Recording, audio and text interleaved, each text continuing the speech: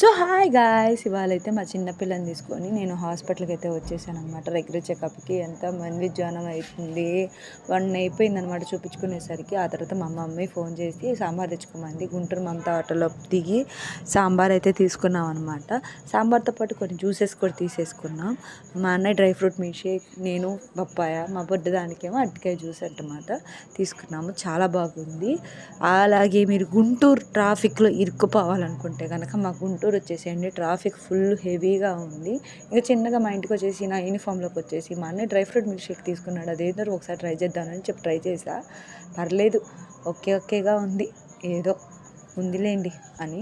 తర్వాత నా papaya milk shake తాగేసేసాను. ఈలోపు మా పున్ను బేబీ ఏం చేసింది అనుకుంటున్నారు, నాకు జొన్న రొట్టెను సాంబార్ చేసి ఇచ్చేసింది. అది కూడా వేసేసాను అనమాట ఒక రౌండు.